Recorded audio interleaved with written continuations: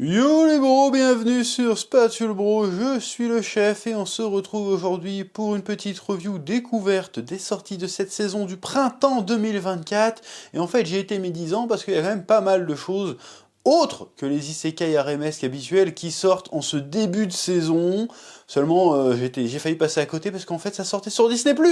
Et c'est ça le grand drame de l'animation actuelle, c'est Disney+, parce que Disney+, ils prennent des animés d'accord, mais ils en font pas la promotion, du coup tu oublies, tu vois pas que ça sort. Je suis complètement passé à côté de, comment ça s'appelle, Undead Unluck, la saison passée, parce que c'était sur Disney+, ben je voyais pas les épisodes sortir, du coup j'ai pas regardé, et comme j'ai tellement de trucs à faire, ben je suis passé à côté un peu malheureusement, mais bref.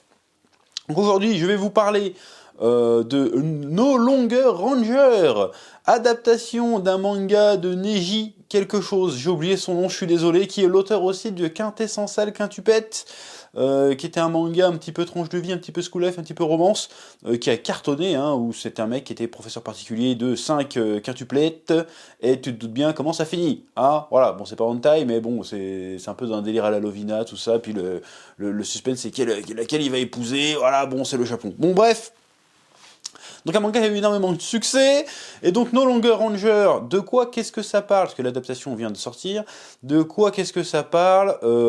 Donc c'est dans un monde où il y a un empire du mal qui a essayé de conquérir la Terre, qui sont donc des extraterrestres a priori, qui ont été arrêtés par l'escadron dragon, donc c'est des Power Rangers, hein, des Super Sentai, donc il y a le dragon rouge, le dragon bleu, le dragon vert, le dragon jaune, le dragon rose, et donc ils combattent cet empire du mal pour protéger la Terre.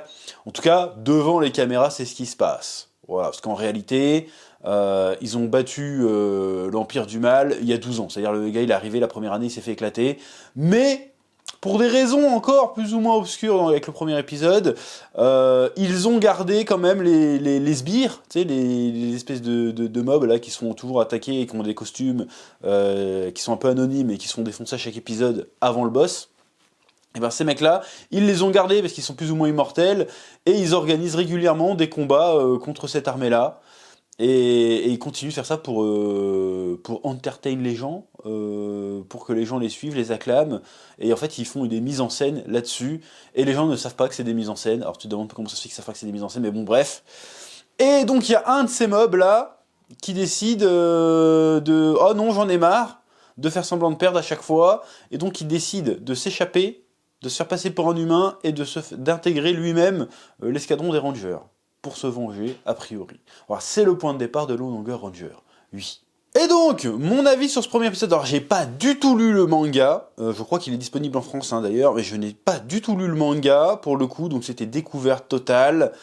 Alors tu sens une petite vibe, évidemment, ce que je veux dire c'est un peu évident, mais tu sens le petit clin d'œil, le premier épisode en tout cas de l'animé, tu sens que vraiment c'est pour te réintroduire le concept de Super Sentai, pour que tu dis hey, les Power Rangers, ce genre de truc, tu vois comment ça fonctionne, tu vois comment c'est un peu kitschoun, comment c'est un petit peu débile, mais en même temps c'est un petit peu badass. Bon déjà il y a un contexte qui est très très bizarre, parce que tu te dis, en fait je t'explique dans l'épisode, la bataille a lieu dans une arène. C'est-à-dire que les gens payent leur ticket pour aller voir le combat, et les méchants, ils envahissent la Terre, mais dans une arène, au milieu du truc, et les Rangers qui arrivent dans l'arène, en mode vous ne passerez pas, les méchants !» Et puis la foule qui les encourage, genre « Allez-y, défendez la Terre !» Je me dis « Mais c'est absurde, de base. Le concept est absurde. » Et pourtant, tout le monde croit que c'est vrai, que c'est réel, c'est très très bizarre. Donc déjà, ça c'est un petit peu chelou, bref. Mais à part ça, j'ai bien aimé le délire, c'était assez drôle, assez cynique. Les scènes de combat étaient pas mal. Et franchement, ça t'introduit bien le délire qu'il y a derrière, mais tu sens très vite qu'il y a anguille sous roche, qu'il y a un truc qui va pas, que tu sens qu'il y a un truc sombre derrière, qui est intéressant. Alors j'avais lu ça à une époque aussi, et je commence à voir pourquoi on disait ça. Je m'imagine que ça se précisera dans les épisodes à venir, mais il y a un côté un peu The Boys du Super Sentai. C'est-à-dire que The Boys c'est quoi? Enfin la série télé en tout cas c'est quoi? C'est que le comic c'est très différent quand même. Oui, t'as les 7, c'est un peu la Justice League, c'est devant les caméras, c'est des super-héros, c'est des inspirations, tout le monde kiffe, mais en fait les trois quarts de leurs missions sont fake, les mecs c'est tous des bâtards, des pervers, des tarés, des sadiques, et ils ont une image méga clean, et voilà, en fait on découvre l'envers du décor du super-héros, du monde du super-héros, de l'industrie, parce que ça devient vraiment une industrie dans le monde de The Boys, et ben là c'est un peu le même délire. Alors pour l'instant on voit pas en quoi l'escadron dragon c'est des tordus, c'est des enfoirés. mais on sent très bien qu'il y a un délire. Pourquoi ils maintiennent les gens, enfin les mecs qu'ils ont battus, pourquoi au lieu de les laisser repartir ou de les fumer, ils les gardent en captivité pour les forcer à se battre dans des arènes? C'est pour entretenir une espèce d'industrie du spectacle, faire de l'oseille, donner une image, vendre du jouet, vendre du produit dérivé pour faire du fric. Donc c'est-à-dire que l'escadron dragon qui à la base était là, a priori pour quelque chose de noble, c'est-à-dire défendre la Terre, finalement s'est transformé en quelque chose de perverti, en quelque chose qui joue sur la naïveté des gens, sur la sincérité des gens pour se faire de l'oseille. J'imagine très bien qu'il va y avoir un moment donné, il va y avoir peut-être un plot twist du genre, mais en fait même les méchants ont été fabriqués pour créer un délire, ça m'étonnerait pas. Mais en tout cas, j'aime bien l'idée de départ, sachant que le héros, du coup, est une victime qui vient se venger. Donc c'est un ancien méchant, enfin qui est toujours un méchant finalement, et qui dit non, ce que vous faites c'est dégueulasse, j'en ai marre d'être prisonnier de votre truc, j'utilise mes pouvoirs pour me transformer en humain, et je vais vous infiltrer et vous détruire de l'intérieur pour révéler au monde à quel point vous êtes des saloperies en réalité.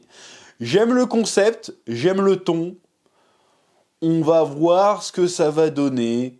Voilà, mais tu sens qu'il y a un truc qui va pas. Déjà même quand le personnage se balade et qu'on lui tend la brochure pour rejoindre les Rangers, la meuf qui lui touche la main et tout, qui essaie de le draguer, tu sens qu'elle a... Tu sais, elle est jolie et tout, mais tu sens dans le regard, il y a un truc qui va pas. Il y a un truc sombre. Elle fait peur à moitié, tu dis, oh, il y a un truc qui va pas. Évidemment, il se fait avoir par les gros nichons. Hein. Est-ce qu'on peut lui en vouloir? Je ne sais pas. Mais en tout cas, je suis très très curieux. C'est prometteur. Voilà. Je trouvais ce premier épisode assez prometteur.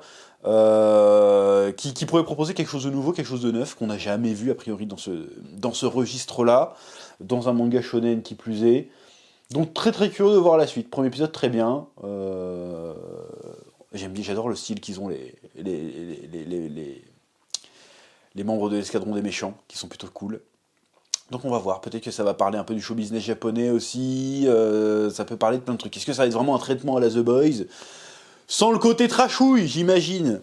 Mais, pourquoi pas? Moi, je suis très curieux de voir la suite. Et c'est à peu près tout ce que j'ai à dire sur ce premier épisode, parce qu'en fait, il se passe pas énormément de trucs.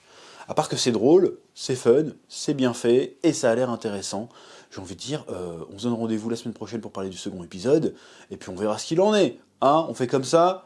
Je vous laisse le soin de me dire en commentaire ce que vous avez pensé de ce premier épisode, de mettre un petit pouce bleu, et je vous dis à très vite sur Spatule Bro pour découvrir d'autres animes de cette saison, bien évidemment, que la passion vous guide. Oui.